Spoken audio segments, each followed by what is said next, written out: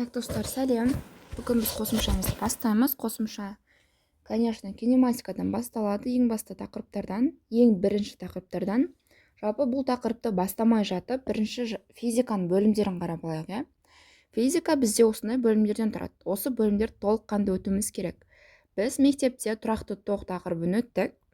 Тұрақты тоқ ол бізде электр және магнит тақырыбында, электродинамика тақырыбында.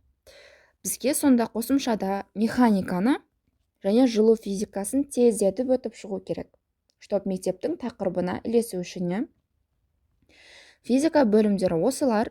Біз бірінші, конечно, механикадан бастаймыз. Механиканың өзін сипаттап кетейік. Бізде кез келген қозғалысты алайық. Жалпы қозғалыс деген ұғым. Қозғалыс дегеніміз дене бір орыннан екінші орынға қозғалса, жүрсе, белгілі бір іс әрекетті жасаса, бұның бәрі бізде қозғалыс. Ал механикалық қозғалыс дегеніміз, механикалық қозғалыс, ол дененің бір орыннан екінші орынға жылжуы, немесе орын ауыстыру. Бұл бізде механикалық қозғалыс. Теориялық түрде дененің уақыт өтуіне қарай, яғни уақыт өтеді, сол дене басқа денеге қарағанда кеңістікте өзінің орнын ауыстырады, немесе орнын өзгертеді. Осы нәрсе бізде механикалық қозғалыс. Енді механикалық қозғалысты сипаттайтын физиканың бөлімі, конечно, механика деп аталады. Механика дегеніміз осы механикалық қозғалысын және олардың өзара әрекеттесуін зерттейтін физиканың саласы, бір бөлімі. Енді бұл саланың қажеттілігі неде, немесе бұл саланың мақсаты неде? Бұл механиканың мақсаты кез келген уақыт моментінде, или кез келген уақытта, любой уақытта дененің жылдамдығын табу үшін және координатасын табу үшін қажет. Дененің жылдамдығы не екенін білеміз, ал координата дегеніміз кез келген орны, точкасы, қай орында тұрғанын табу. Енді механикадан бастайық. Жалпы механиканың 3 бөлімі бар. Бұл бірінші бөлімі кинематика, кейін динамика, кейін статика.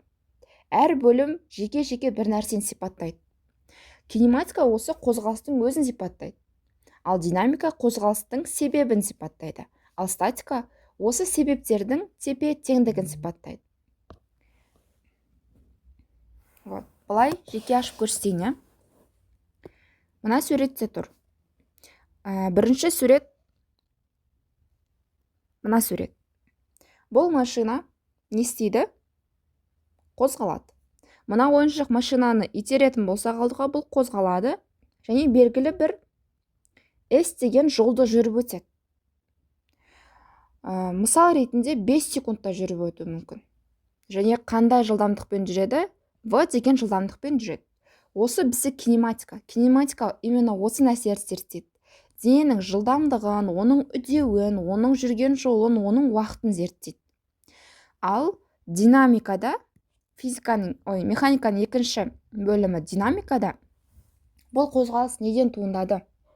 Осы нәрселерді зерттейді. Қозғалыс неден туындады? Мына машинка ненің әсерінен жүрді? Кішкентай бала оны итергендіктен жүрді, иә? Ал кішкентай бала оны итереді, F деген бір күшпен итереді. Осы күштерді бізде динамика зерттейтін болады. Ал үшіншісі, осы машинка келді да, алдынан бір машинка шығып, екеуі соқтығысып қалды. Арасында бір-біріне әсер ететін күш пайда болды. Машина, мынау қызыл машина бір F деген күшпен, F1 деген күшпен келеді, ал мынау машина бізде F2 деген күшпен келеді. Екеуі бір-біріне не істеді? Соғылды.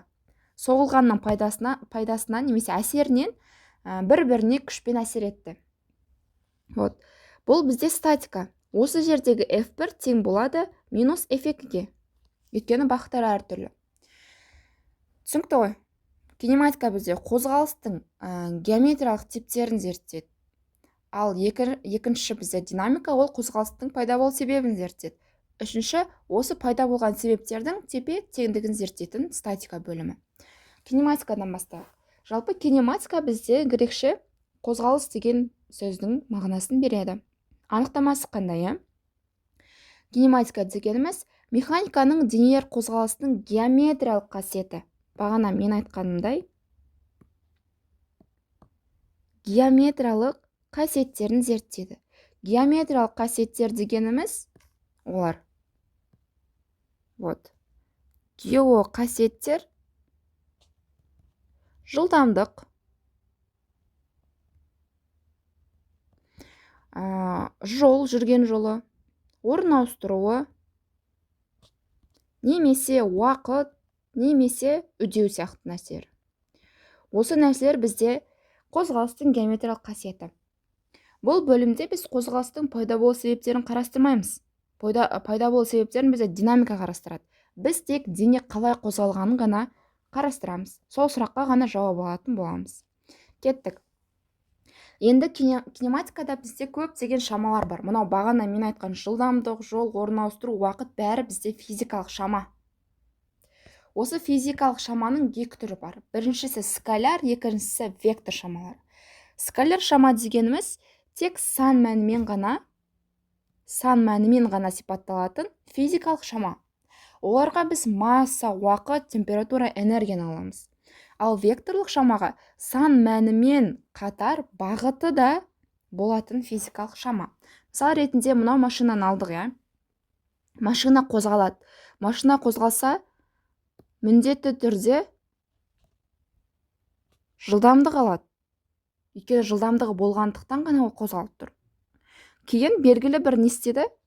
Орынды жүріп өтеді S деген. Ол S деген жолды T деген уақытта жүреді. Вот. Сонда қарайық енді. Жылдамдықтың бізде бағыты бар. Вот. Дене бұлай қозғалуы мүмкін V деген жылдамдықпен, немесе бұлай қозғалуы мүмкін V деген жылдамдықпен. Бізде жылдамдықтың бағыты бар. Жылдамдықтың бағыты бар дегеніміз ол векторлық шама дегеніміз. Ал сандық дегеніміз жылдамдық деген 20 км сағатқа. Бұл бізде мәні, саны. Вот. 20 км сағат деген саны бар, точнее мәні бар, және онымен қоса бағыты бар. Бұл бізде векторлық шама, жылдамдық. Енді жолда қарайық. Жолды жарайды келесінде қараймыз. Уақытта қарайықшы. Уақыт бізде 5 секунд.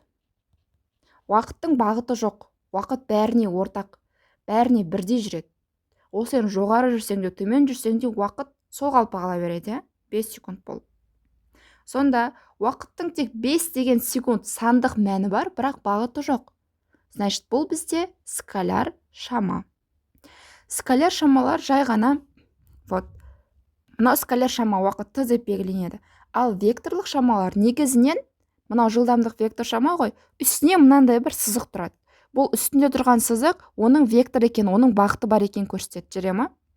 Егер сіздерде есептерде немесе жалпы бір кез келген кітаптарда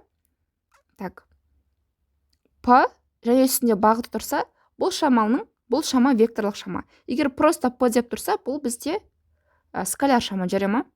Все. Келесі, негізгі ұғымдарды қарайық. Кинематикада өте маңызды ұғымдар бар. Бұл теория ретінде келеді. Бірінші санақ жүйесі.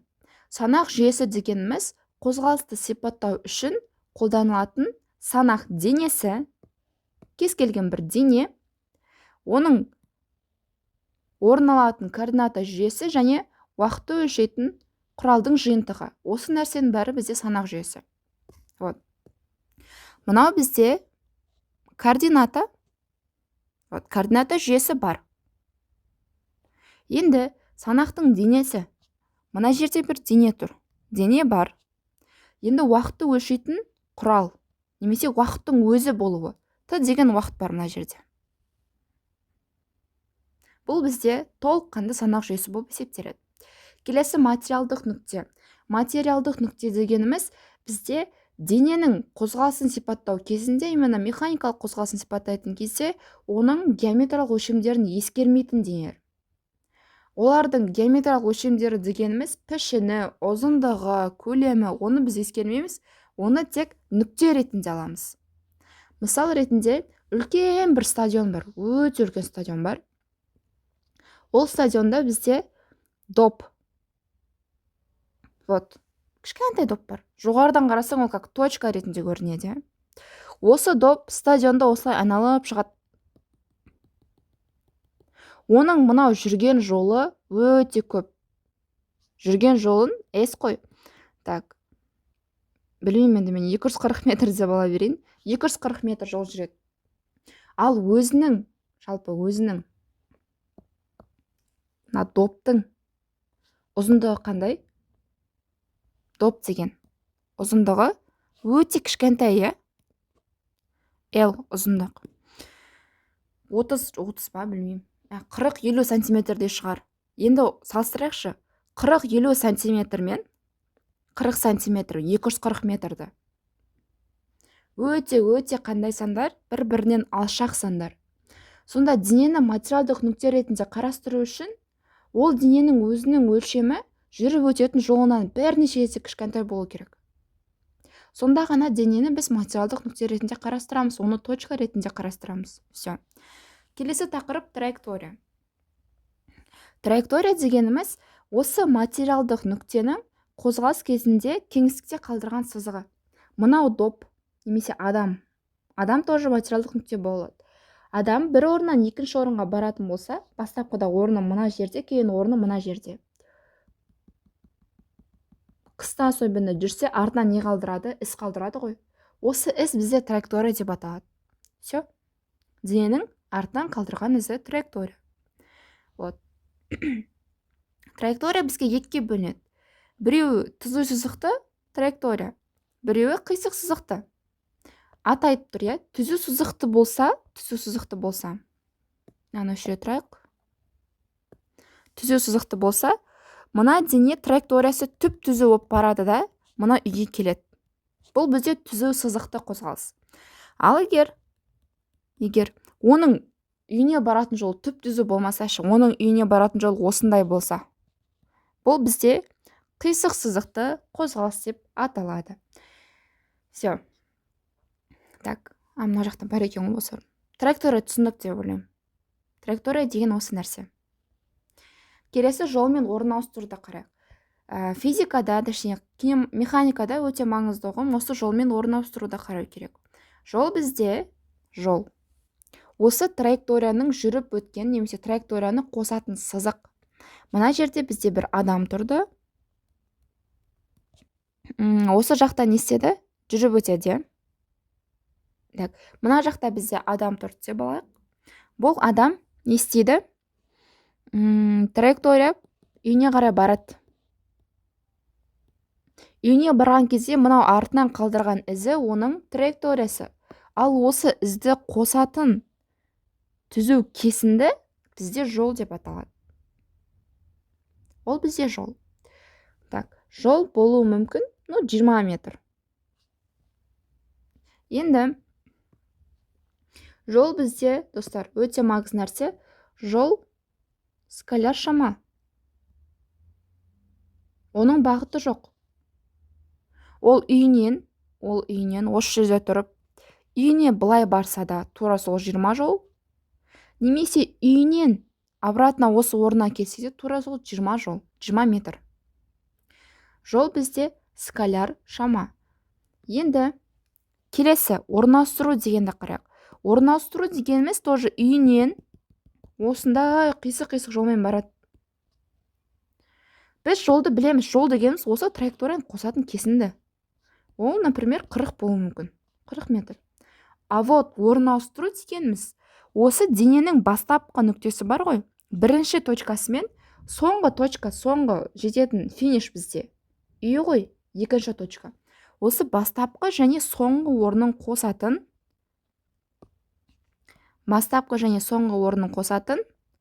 түзу сызық немесе вектор. Вот. Осы бізде орын ауыстыру бізде векторлық шама. Векторлық шама дегеніміз оның сандық мәні де бар, плюс бағыты бар. Мен бағана айттым, векторлық шамалардың үстінде не тұрады дедім? Бір сызық тұрады. Ал жолдың үстінде сызық тұрмайды. Не үшін? Өйткені ол скаляр шама. Скаляр шамада тек 20 метр деген мәні ғана бар. Ал орын ауыстыруда, мысалға мына жақ 30 метр, но бағыты да бар. Ол осы мектептен деп алайық. Мектептен үйіне қарай барды, орын ауыстырды. Ал наоборот болса, ол үйден мектепке орын ауыстырды. Уже бағыты өзгерді, я? Қозғалысының бағыты өзгеріп тұр. Все. Келесі. Есептер қарайық. Бірінші есеп. Спортшы стадион жолымен 1200 метр ара қашықтықты жүгіріп өтіп, басталған сөре орнына қайтып келді деді. Спортшының жүрілген жолы мен орын ауыстыруын тапайық. Спортшы бір стадионда так. Мынау стадион, түзу стадион деп алсақ, жүгіретін жері. Спортшы басында осында тұрды. Мынау бізде финиш.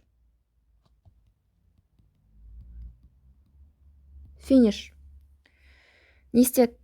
Барып, жоқ, қате жазып жатырмын, күте тұрыңыздар. Так, мынау бізде стадион. Бастапқыда спортшы стадионның басында тұрды. Кейін ол жүгірді, не істеді? Былай жүгіріп, қайтадан өзінің орнына, сөре орнына келді дейді. Бастапқы орнына келді. Сонда ол жүгірген кезде өзінің артынан осындай із қалдырады ғой.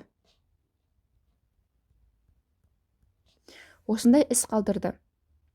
Осы кезде жолды қалай табамын? Конечно, жол деген SR-пен белгіленеді. Жол дегеніміз осы траекторияның ұзындығы, мынаның ұзындығы.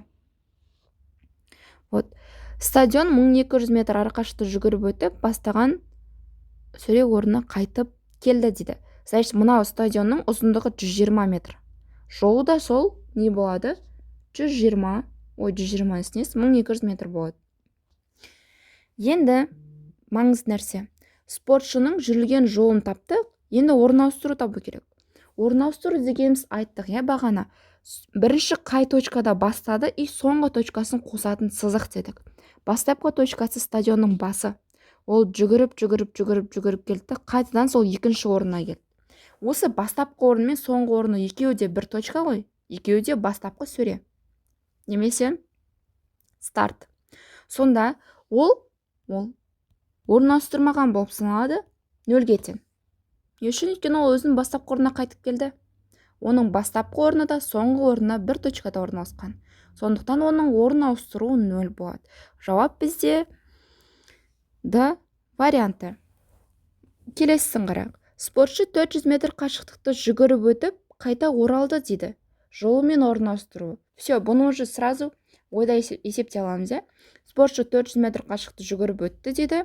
Так, 400 метр жүгіріп өтсе, значит, жолы 400 метр. Ал қайта өзінің орнына оралса, орын ауыстыру 0 кетеді. Жауап 400 және 0. Келесі қарайық. Келесі мынау бойлы қиындау есептер. Так, 21-ді оқиға. Суретте келтірілген А нүктесінен тік жоғары қарай лақтырылған тас Б нүктесіне түседі. Тастың жолы мен орын ауыстыруын табу керек. Вот, мынау бізде тас. Ол басында А нүктесінде тұрды. Кейін Б нүктесіне не істеді? Лақтырылған. Енді А нүктесінің өзі жерден 1 метр қашықтықта. Ал Б нүктесі жерден 2 метр қашықтықта. Орын ауыстыруын осы жерде табу керек. Жоқ, бірінші жолды табайық. Жол самый оңай табу. Так, жолды қалай табамыз? Бірінші траекториясын салып алайық. Мынау бізде итак траекториясын беріп қойған негізі. Вот. Топ көтерілді, битіп, бұрылып, неге түсті? Мынау Б точкасына түсті. Енді оны қалай табамыз? Жолды қалай табамыз? Көтерілген, точнее, жол дегеніміз осы бүткір жүрген жолы ғой. Траекторияның ұзындығы. Бізге ең алдымен тауып аламыз мына аралық. 2 метрға көтерілген бірінші, кейін көтеріліп төменге қарай не істеді? Былай қарай түсті. Осы аралық табу керек. Ол аралықты қалай табамыз? Соны көрейік. Тактан суреті кішкене шимай болып кетті. Толық ұзындығын қарайықшы. Мынаның толық ұзындығы бізде көтерілген орнымен, мынау жердің толық ұзындығы 2 метр. 2 метр плюс 1 метр. Сонда мынау толықтай бізде 3 метр болады. Все, 3 метр. Енді мына Б точкасы мына жақта тұр ғой. То бос жаққа келді. Маған мына аралық табу керек. Мына аралық дегеніміз мына жердегі H деген биіктікке мына астындағы 2 метрді қоссақ осы 3 метр шықпай ма? Сонда мынау H қаншаға тең болады? 3 метр азайтылған 2-ге тең болады. Тең 1 метр. Енді бүткіл жүрген жолын табатын болсақ, так, S деп немесе H деп те белгілесек болады. S деген сол горизонтально қозғалысы былай. Ал H дегеніміз вертикально жоғары төмен қозғалысы. Разница жоқ, екеуі де бір нәрсе. Жол. Жолды қарайық. Жүрген жолы сонда бастапқыда 2 метрді жүрді. Бастапқыда мына 2 метр жүрді. Кейін мына жерде 1 метрді жүрді. Сонда толық жүрген жолы 3 метр. Все. Енді орын ауыстыруын қарайықшы. Орын ауыстыру. Орын ауыстыру дегеніміз дененің бастапқы точкасы мен соңғы точкасын қосатын сызық. Бастапқыда мына жерде болды денем. Кейін мына жерде. Вот, бастапқыда мына жерде, кейін мына жерде. Сонда орын ауыстыру дегеніміз мына аралық қой. Ал бұл аралық бізде қанша болады? Так, бұл аралық табу үшін мынау бізде толық биіктігі 2 метр, мынау астындағысы 1 метр. Сонда мынау бізде 2 азайту 1, тоже 1 метр болады. Орын ауыстыруды S пен немесе H пен белгілесек болады. Ол тең болады қаншаға? 1 жоқ. 1 метрге тең болады. Жауапты. Все. Материалдық нүкте радиусы 2 метр шеңбердің 4/1 бөлігін жүріп өткендегі оның жүрген жолы мен орын ауыстыруын табу керек. Материалдық нүкте дегеніміз кәдімгі жағына точка. Точка дене, который точка сияқты. Шеңберді жүріп өткен, Вот. Шеңбер.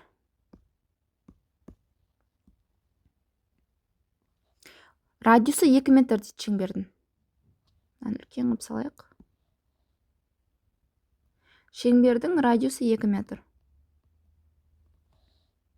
Осы радиусы 2 метр болатын шеңбердің 4/1 бөлігін жүріп өткен дейді. Бастапқыда дене мына жерде тұрды. Так. Бастапқыда дене осы жерде тұрды. 4/1 бөлігі дегеніміз мына шеңберді неге істейміз? 4-ке бөліп жібереміз. Вот. 4-ке бөлдік. 4, 1, 2, 3, 4. Бізге именно 4/1 мына жер керек. Дене, значит, мына жаққа келеді. Осы кезде жүрген жолын қалай табамыз? Жүрген жолы дегеніміз былай шеңбердің бойымен келеді, мына жақта тоқтайды. Осы жер бізде жүрген жол.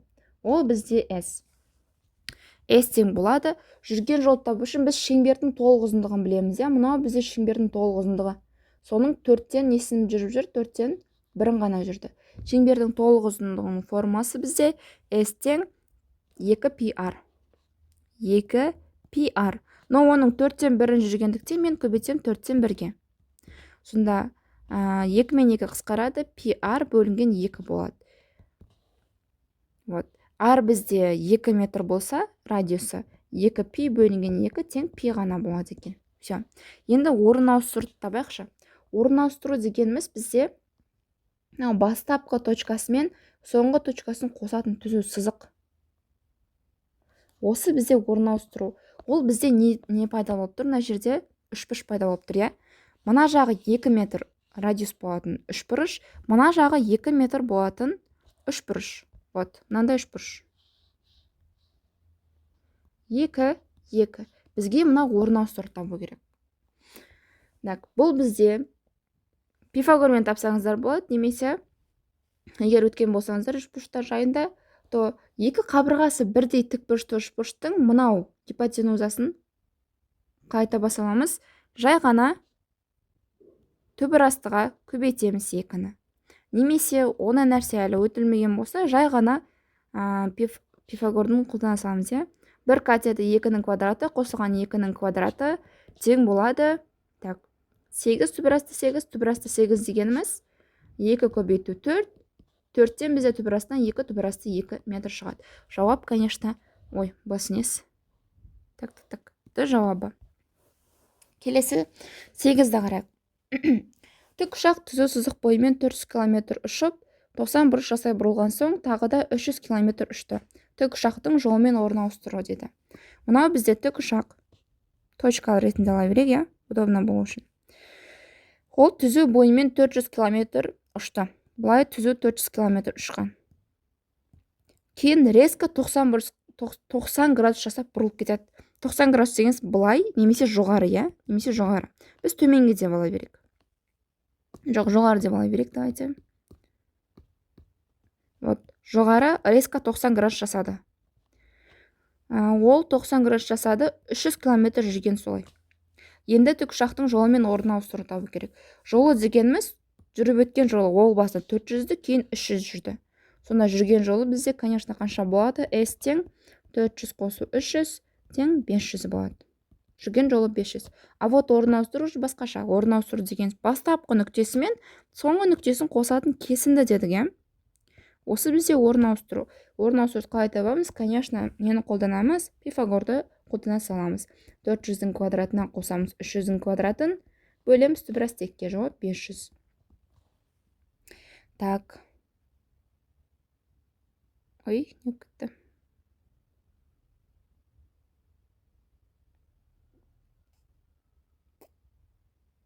Мына жауы жоқ па? Ой, 500 болмайды, мына жерде 400 қосылған 300 700 ғой. 700 және 500 жауапты.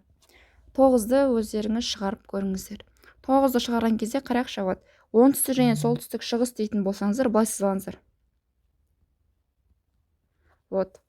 Оңтүстік, солтүстік, шығыс, батыс дейсіздер. Оңтүстікке жүрсе жоғары жүргізесіздер, шығысқа жүрсе былай жүргізесіздер, солтүстік болса төменге жүргізесіздер. Солай удобно болады.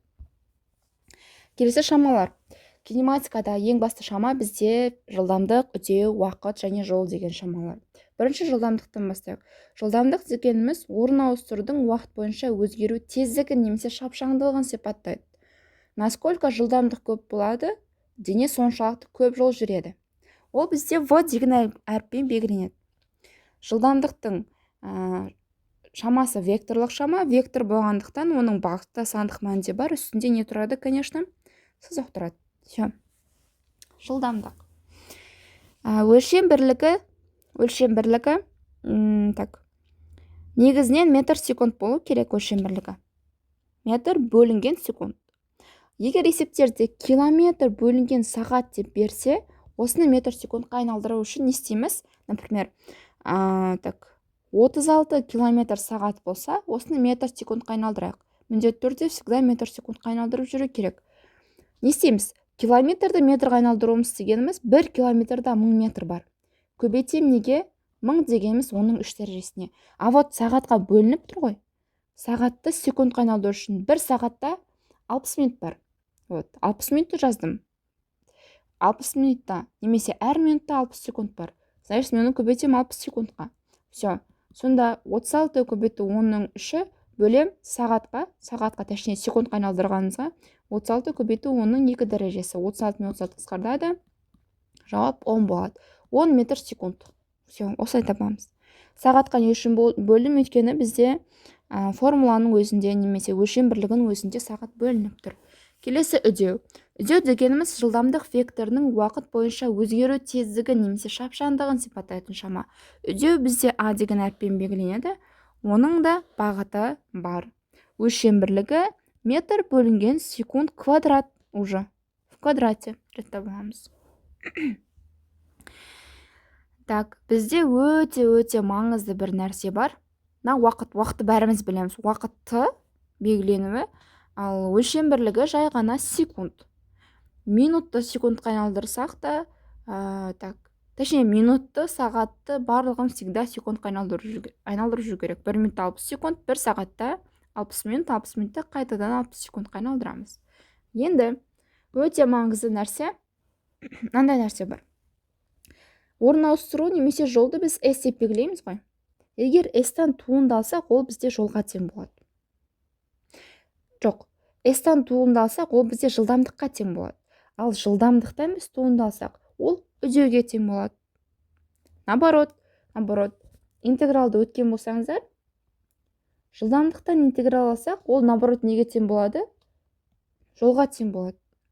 Ал үдеуден интеграл алсақ, ол наоборот неге тең болады? Жылдамдыққа тең болады. Все. Өте берейік. Бағана мен айттым, траектория қозғалысына қарай бізде бөлінеді деп екке. Ол түзу сызықты және қисық сызықты. Түзу сызықты қозғалыс дегеніміз жай ғана не істейді? Бұлай түзу жүреді, немесе бұлай жоғары қарай, немесе төмен, жоғары төмен түзу жүреді. Түзу сызықты қозғалыстың өзі екіге бөлінеді, достар. Біріншісі бір қалыпты түзу сызықты қозғалыс. Бір қалыпты, осы сізге қарайықшы. Бір қалыпты дегеніміз дененің жылдамдық тұрақты, всегда тұрақты. Жылдамдық өзгермейді. Ол дене, например, бағана машинка 5 метр секундпен жүрсе, 5 метр көп па? 5 метр секундпен жүрсе, ол 5 метр секундпен до конца жүре береді. Вот. Осы бізде бір қалыпты түзу сызықты қозғалыс. Ол жерде үдеу нөлге тең. Не үшін нөлге тең? Өйткені біз айттық, үдеу дегенім жылдамдықтың өзгеруін сипаттайды. Егер жылдамдық өзгермесе, значит үдеу нөлге тең, үдеу жоқ деген сөз. Үдеу нөлге тең, ал жылдамдық тұрақты. В константа. Сонда үдеу тең болады нөлге, жылдамдық тұрақты дедік. Келесі бір қалыпты айнымалы түзу сызықты қозғалыс. Екеуінің өте қатты разницасы мына нәрседе. Бір қалыпты, айнымалы деген сөзді қарақ. Айнымалы сөз дегенімізде мына А деген әріп тұр ғой. Мынау А деген әріп өте маңызды. А дегеніміз бұл жерде үдеу тұрақты. Біз бағана үдеуді А деп белгіледік. Бұл бір қалыпты айнымалы түзу сызықты қозғалыста үдеу тұрақты, конст деген тұрақты нәрсе. Ал жылдамдық өзгеріп отырады, өйткені үдеу бар бізде. Все. Енді бір қалыпты түзу сызықты қозғалыстың өзін былай сипаттайық. Бағанағы машинка тұр, мына жерде финиш тұр. Машинканы финишқа дейін жүріп барады. Бір қалыпты түзу сызықты қозғалыспен жүріп барады. Бізде айнымалы деген жоқ. Айнымалы деген болмаса, значит бұл жағына қандай? Жылдамдығы тұрақты қозғалыс. Вот. Бір қалыпты түзу сызықты қозғалыс бізде үдеу нөлге тең, ал жылдамдығы тұрақты. Все. Так. Бір қалыпты қозғалыс десе, сразу не деп жазам? Жылдамдығы тұрақты деп жазамын. Осы кезде дене финишқа жету үшін белгілі бір нені жүреді? Жолды жүріп өтеді. S деген, немесе орын ауыстырады. Вот. Осы S-ті табу үшін біз мына формуланы қолданамыз. S тең V көбейтілген T. T дегеніміз осы жерде уақыт, V дегеніміз машинаның несі? Жылдамдығы. Так. Вот. Все. Болды. Осы жерден так. V-ны табатын болсам, S-ті T-ға бөлемін, конечно. Ал T-ны табатын болсам, S-ті V-ға бөлем. Болды. Бұл тек қай кезде, достар, бір қалыпты түзу сызықты қозғалыста. Бір қалыпты қозғалыста. Жаттап алыңыздар. Так. Автомобиль жерге қатысты 15 метр секунд жылдамдықпен жүріп келеді. Автомобильдің 10 минут ішіндегі жерге қатысты жүрген жолы. Жерге қатысты дегеніміз просто қанша жол жүрді деген логикада. Так. Автомобильдің жылдамдығы 6-шы есебе 15 метр бөлінген секунд. Қанша минут жүрген? 10 минут жүрген. 10 минутты мен міндетті түрде неге айналдыруым керек? Секундқа айналдыруым керек. 1 минутты 60 секунд болғандықтан онды көбейтем 60-қа. Тең 600 секунд екен. Енді жүрген жолдың формуласы бізде есепте ешқандай үдеу берілмеген, значит үдеуіміз нөлге тең. Бұл бізде қандай қозғалыс? Бір қалыпты қозғалыс. Бір қалыпты қозғалысты S тең VT деген формуланы қолдана саламыз.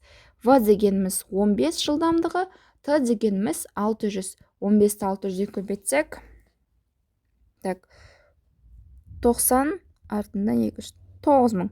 Все, 9000 метр жүрген. Енді 7-ші есепті қараймыз. 7-ші есеп. 250 километр қашықтықты 05 сағатта өткен ұшақтың жылдамдығын табыңыз дейді. Бізде үдеу берілмеген, значит үдеу неге тең? Нөлге тең. Ой, үдеу нөлге тең. Так, 200 километр қашықтықты, 200 километр қашықтық дегеніміз бізде ол жол, Жол.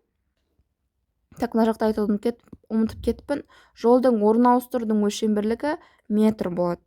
километр болса міндетті түрде метрға айналдыру керек. S тең бізде қаншаға? 250 километрге тең. 250 километр метр бойынша 250 1 километрда 1000 метр бар, оның үшіне көбейтем. Все.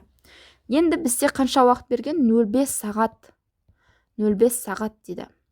05 сағат дегеніміз бізде 30 минут қой. 1 сағат 60 болса 05 бізде 30 минут. 30 минутты секундқа айналдыру үшін 30-ды 60 секундқа көбейтем. Сонда 18 или 1800 секунд болады. Все. Осы жерден жылдамдық табу керек. Жылдамдықты қай формадан табам? S тең VT деген форманы қолданамын. Осы жерден жылдамдықты табу үшін мынау T-ны мына жаққа бөліп жіберем, S бөлінген T.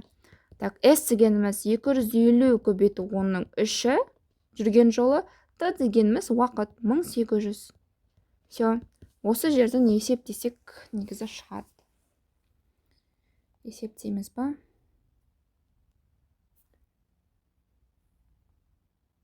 Көбейтеміз.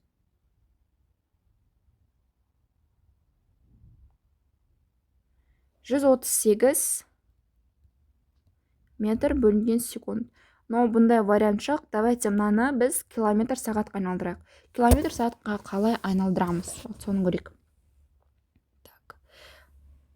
Нет, бізде негізі есептің өзінде километр сағат деп беріп қойған екен.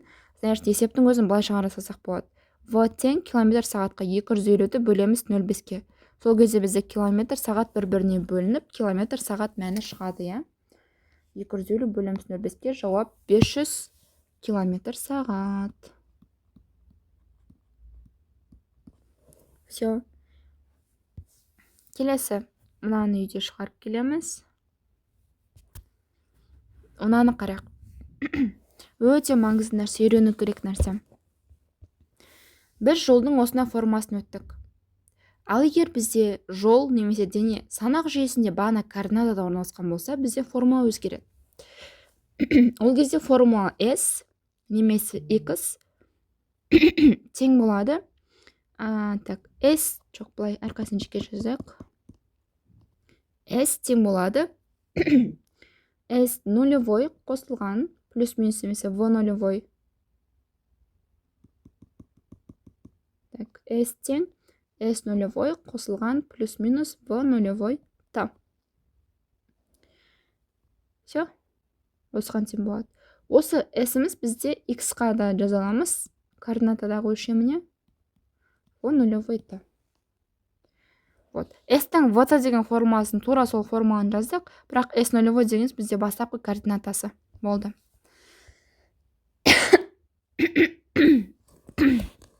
Есепті қарайық.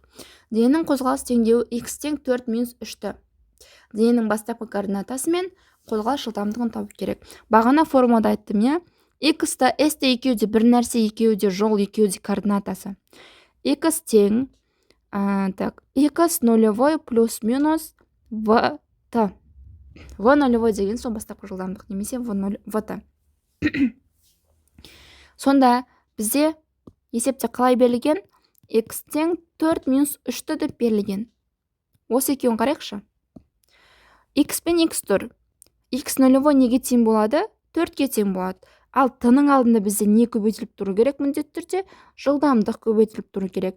T-ның алдына не көбейтіліп тұр? 3 көбейтіліп тұр. Сонда жылдамдық тең болып тұр 3-ке тең болып тұр. Ал мынау X нулевой тең болып тұр неге? 4-ке, жоқ 3-ке емес болса қараңыздар, алдында минус деген таңбастау өте маңызды негізі. T бізде минус 3-ке көбейтіліп тұр. Плюс 3 емес, минус 3. Сондықтан V тең минус 3-ке. Ал X0 4-ке. Осы X0 немесе S0 дегеніміз бастапқы орны. Бастапқы орны. Вот мынандай координата тұр ғой. Дене 0, минус 1 кете береді. Мына X координатасы. Бастапқы орны 4. Точнее, машина бағанағы. Осы 4-тен бастап қозғалған былай қарай. Минус болса, так, жылдамдық минус болса, наоборот, артқа қозғалған ғой. Вот. Түсінікті ма? бастапқы координатасы 4-ші точкадан тұр деген сөз. Мына есепті өзіміз шығарамыз. 6 плюс 5-тіні.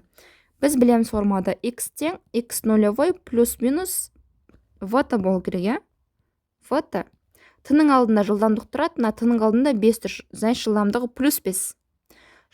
плюс 5. Ал x нулевой 6-ға тең, сонда 6 плюс 5 деген вариант бізде С вариант екен.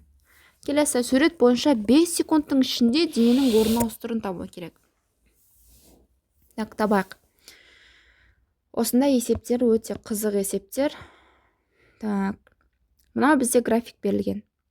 Графиктің Y өсінде S жылдамдық, мынау T секунд, уақыт. 5 секунд ішінде дененің орын ауыстыруы. 5 секунд мына жерде орын ауыстыру былай. Дене осылай қозғалған. Осы орын ауыстыруды табу керек. Орын ауыстыруды қалай табамыз? Жалпы. Орын ауыстыруды табу үшін бетеміз. Орын ауыстыру дегеніміз S қойдық. Бастапқыда 0-ші секундта оның точкасы неде тұрды? 0-де тұрды. Кейін 1-де қаншаға келді? 1 секундта ол 3 метр жүрген.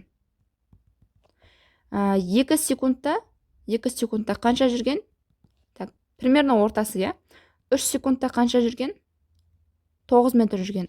Осылай 5 секундта ол бізге 15 метр жүріпті. Енді 5 секунд ішінде болса 0-ден 5-ке дейін ол қанша жүрген? 15 метр жүрген. Все. Енді 24-ті көрейік. 24-те айтады, 1-ші секундтан бастап 3-ші секундқа аралығында жүрген жолын табу керек. Вот. 1-ші секундтан бастап 3-ші секундқа жүрген несін табу керек. Аралығын табу керек. Қазір кеше тұрыңыздар.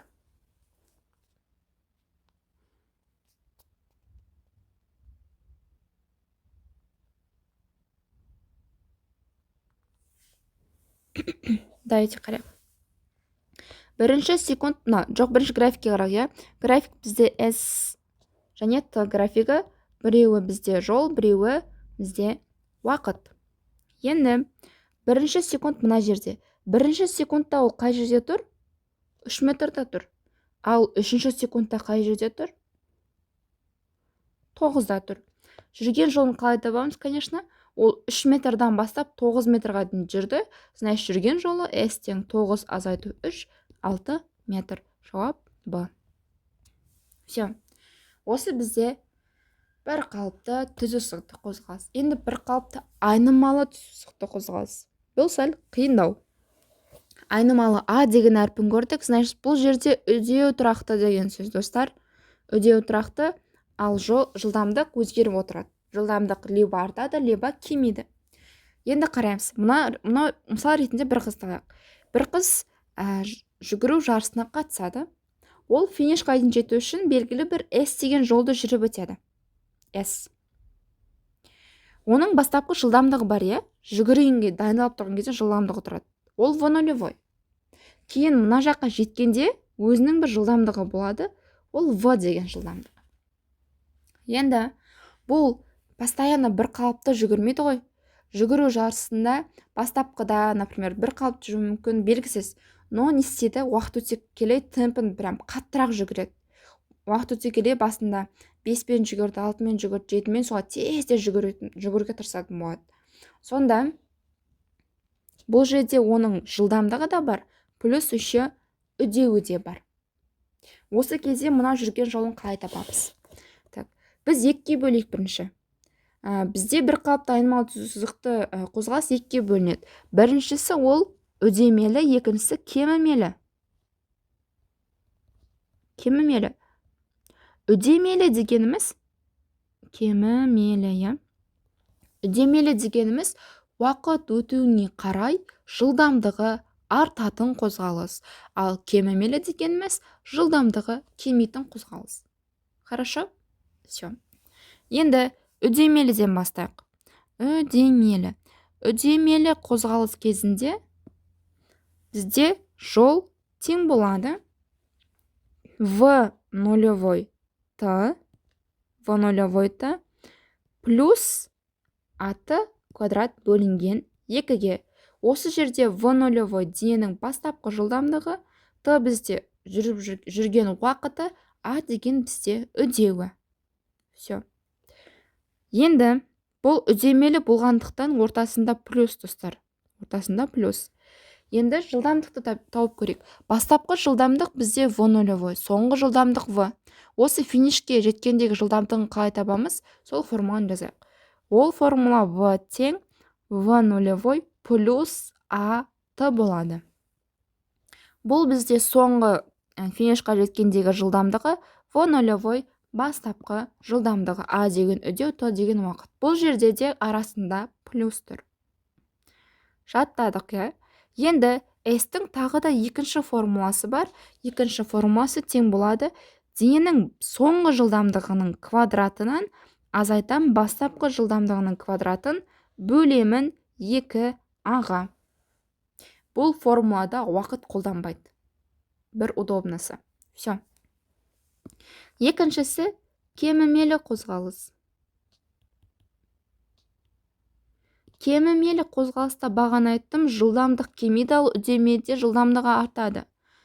Осы кезде S тең болады, тура осы форма. v нөлевой т ат квадрат бөлінген 2, но кемімелі болғандықтан, жылдамдық кеміп жатқандықтан, бұлардың ортасында минус тұрады. Жылдамдықтың да соңғы жылдамдығында табу үшін тура осы форманы қолданамыз. v тең v нөлевой аты, но арасына не тұрады? Минус тұрады.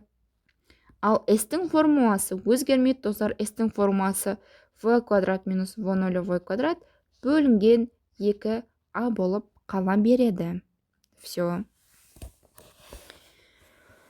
Так. Бұл, достар. Бізде білу керек маңызды нәрселер.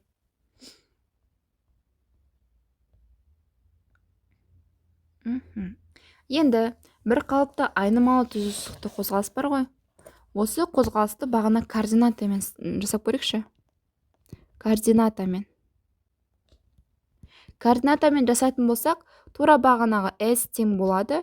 S нөлевой плюс минус v нөлевой т плюс минус аты квадрат бөлінген 2. Помните, біз бағана мынаны өттік. Мынаны ғана өттік, е? Уже мына жақта үдеу қосылып тұр. Бір өзгерісі. Тура осы нәрсемен де тең болады. Неге? X қая? X тең x нөлевой плюс минус v нөлевой т плюс минус аты квадрат бөлінген 2. S пен X екеуі де бір нәрсе, достар, екеуі де жолды береді. Бірақ біз координата қойғандықтан, координатада не болады? Координатада X деген өлшем болады, е? Вот. Бағана мен айттым, маңызды нәрсе айттым. Егер мен жолдан туындалсам, маған жылдамдықты береді дедім. Жолдың формуласы міне тұр. Жол бізде неге тең? Так, S тең бар. Так, S бізде тең S нөлевой қос плюс минус v нөлевой т плюс минус аты квадрат бөлінген 2. Енді осыдан туындалайық. Өйткені бұл бізде неге тең? Жылдамдыққа тең ғой. Вот. Туындалсақ, формула қалай болады? S нөлевойдан туындалсақ, S нөлевой бізде жай ғана сан. Саннан туындалсақ, ол нөлге тең. V нөлевойдан туындалсақ, бізде V нөлевойдың өзі қалады. Ал аты квадрат бөлінген 2-ден туындалсақ, мынау t-ның квадраты алдына түсіп, 2 аты бөлінген 2 болады. Сонда v тең болады v нөлевой плюс минус 2 аты бөлінген 2 болады. Тура осы үдеуді таба аламыз. Мынаны өшіріп қояйын. И сіздерге более удобнысын жасайын. V тең ол бізде жүрген жолдың туындысы. Жүрген жолдан туындалсақ, плюс минус v нөлевой плюс минус аты болады. Ал үдеу дегеніміз наоборот, жылдамдықтан туындалғанға тең. Мынадан туындалсақ, v нөлевойдың туындысы бізде не болады? 0 болады, ал атының туындысы жай ғана аның өзі болады. Все. Қай кезде плюс, қай кезде минус екенін мен уже айттым. Давайте есеп қара. Ғарыштық ракета ғарыш айлағынан 45 метр секунд квадрат үдеумен ұшады. 1000 метр арақашықтықта ұшып өткен соң оның жылдамдығын табу керек. Есепте не берілген? 47-ші есеп. Есепте ғарыш ракетасының ғарыш айлағынан үдеу берілген, е? ракетаның үдеуі 45 метр бөлінген секунд квадрат. Енді ол қанша арақашықты жүріп өтті? 1000 метрді жүріп өтті. 1000 метр дегеніміз бағанағы S арақашықтық. 1000 метр жүріп өткеннен кейінгі жылдамдықты табу керек, яғни соңғы жылдамдық. Мынау бізде ракета, ол 1000 метр жүрді. Осы жерге келді ғой. Осы кездегі жылдамдығын табу керек. Бастапқы жылдамдығы бізде айтылмаған, белгісіз. Бастапқы жылдамдығы айтылмаған, бірақ бүйтіп тұр. Ғарыштағы ракета ғарыш айлағынан ұшып бастағаннан үдеумен ұшып жатыр. Оның бастапқы жылдамдығы бізде жоқ. Бастапқы жылдамдығы есепте берілмеген. Сондықтан бастапқы жылдамдығын мен 0 деп аламын. Енді есеп шығарайық. Есеп шығаратын болсақ, бізде плюс 45 болып тұр. Значит, бұл үдемелі қозғалыс, қараңыздар, не үшін үдемелі қозғалыс? Дененің бастапқы жылдамдығы 0 болса, ол кемімелі қозғала алмайды. Кемімелі қозғалу үшін оның жылдамдығы болу керек, бастапқы жылдамдығы. Өйткені жылдамдық кеміп отырады ғой, 0-ден қалай кемейді, 0-ден минусқа бара алмайды ол жылдамдық. Сонда формула қандай? S тең V0 үдемелі қозғалыс болғандықтан арасында плюс аты квадрат бөлінген 2 формуласы. Но бұл формулада бізде мынау соңғы жылдамдық таба алмаймыз ғой. Сол үшін біз қай формуланы қолданамыз? Бағанағы 3-ші формуланы қолданамыз. Ол формула соңғы жылдамдықтың квадратынан азайтамын бастапқы жылдамдықтың квадратын бөлемін 2-ға. Бұл бізде жол 1000-ға тең. Осы жерден v-ны табу керек. V квадрат минус v0 квадрат табу үшін 1000-ды көбейтем, неге? 2-ға көбейтем. Так, 1000-ды 10-ның 3 дәрежесі деп алайын, 2 бар, үдеу менде 45. 2 45 90-ға тең, 90 көбейту 10-ның 3 дәрежесі. Енді осы жерден v квадрат табу үшін, так, бастапқы жылдамдық 0-ге тең. Все, тек v квадрат қалды. V квадрат тең 9 көбейту 10-ның 4 дәрежесі. Осы жерден v тең болады, түбір асты 9 көбейту 10-ның 4 дәрежесі. 9-дан бізде 3 шығады, 10-ның 4 дәрежесінен 10-ның 2-сі шығады. Жауап 300, жауап D. Все, түсінікті деп ойлаймын. 48 тоже шығарамыз. Енді мынаны қарайық.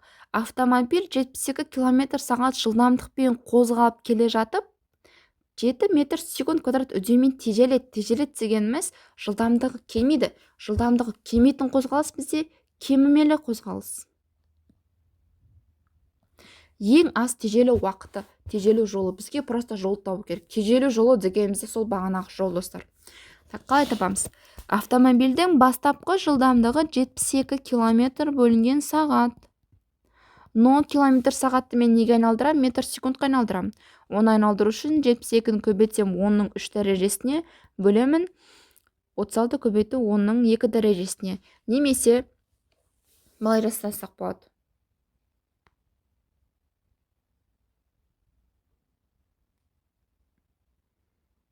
Так, тетрақ.